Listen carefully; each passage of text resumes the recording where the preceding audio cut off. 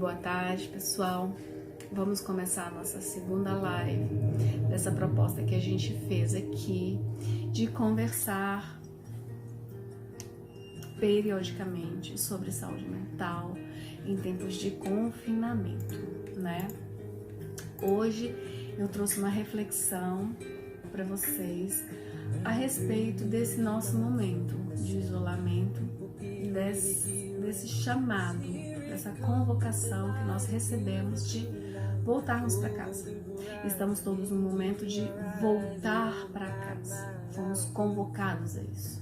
Cada um nas suas casas, cuidando de si, cuidando dos seus próximos, protegendo a si, aqueles que moram consigo, aqueles que você ama, mas não moram com você, e toda a sociedade. Não é um momento de Brasília, não é um momento de Brasil, é um momento de mundo, né? Tanto é que a nossa live não é só para o Brasil. Ela está chegando à Europa e a outros países que têm nos demandado essa ação também da RX, né?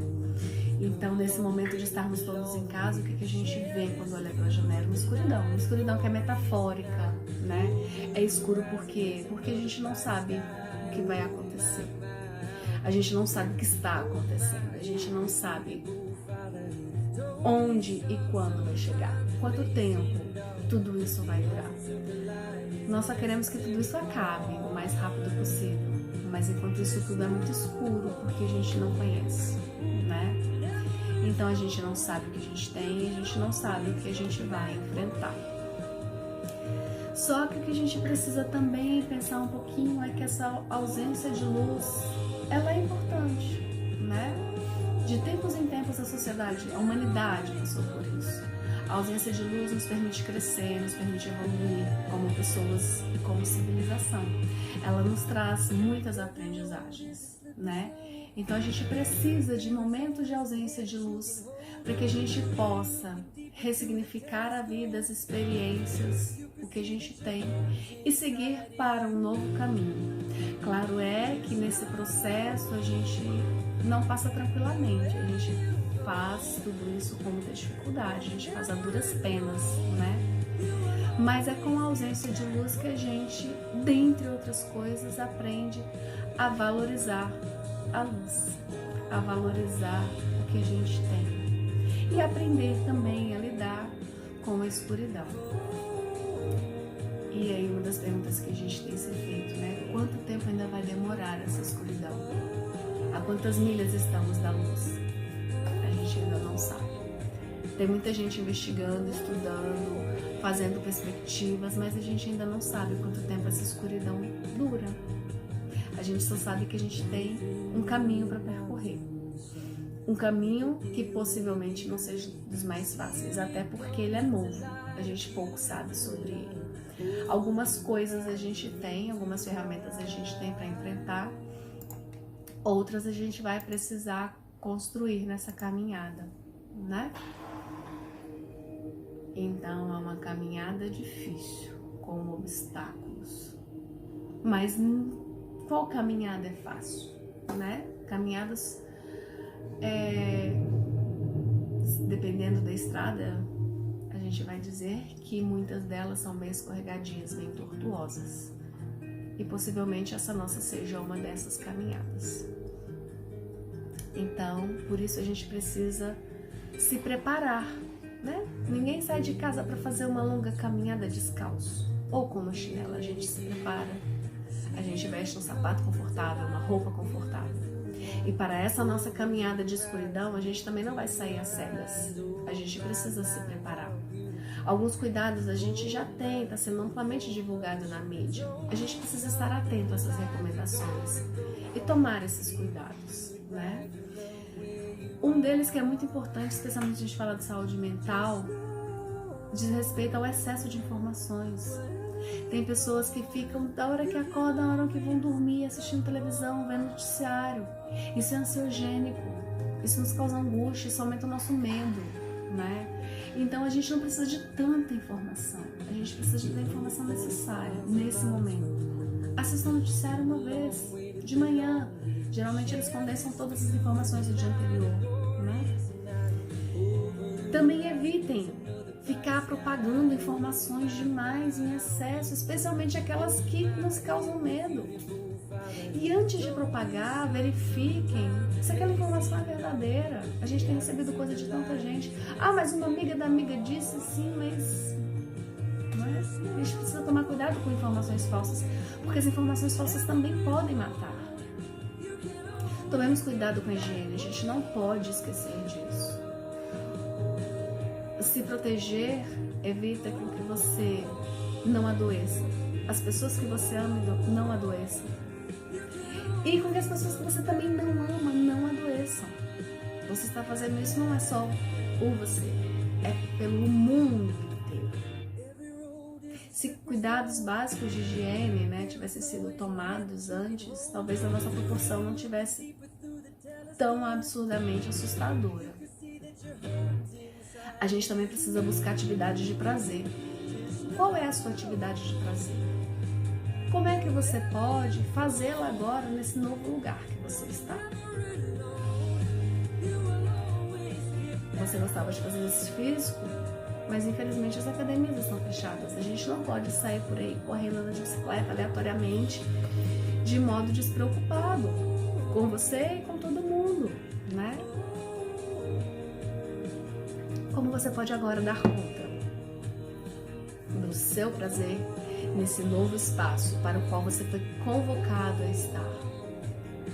Ou então, talvez buscar novas formas de prazer. Vamos descobrir novos prazeres, outras coisas que nos fazem bem. Evitem contato com pessoas. Evitar contato é uma forma de proteger.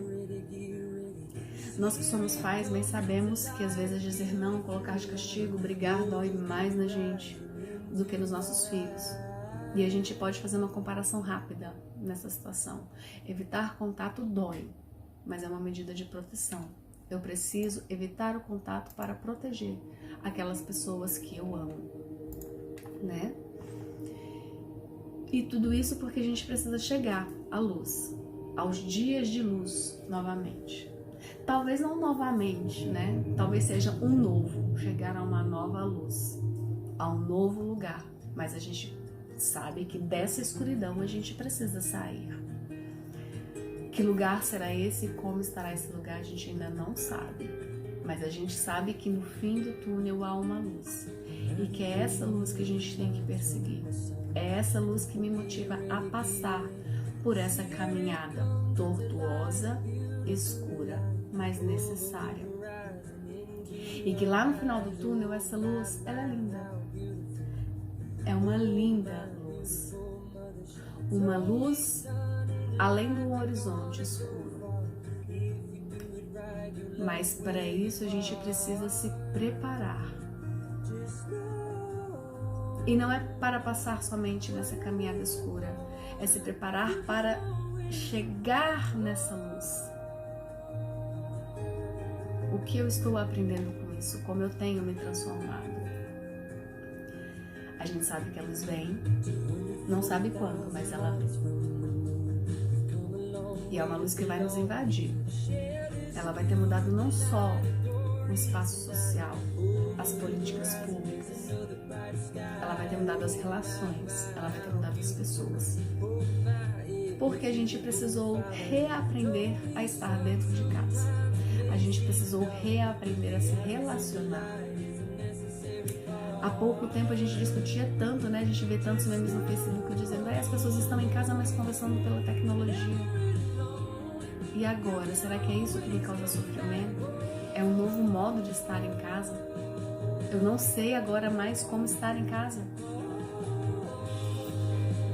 Então, tudo isso vai nos transformar profundamente. Vai ser uma transformação muito bonita, mas muito profunda também. E se a gente fizer tudo isso direito, a gente vai amar o lugar onde a gente vai chegar.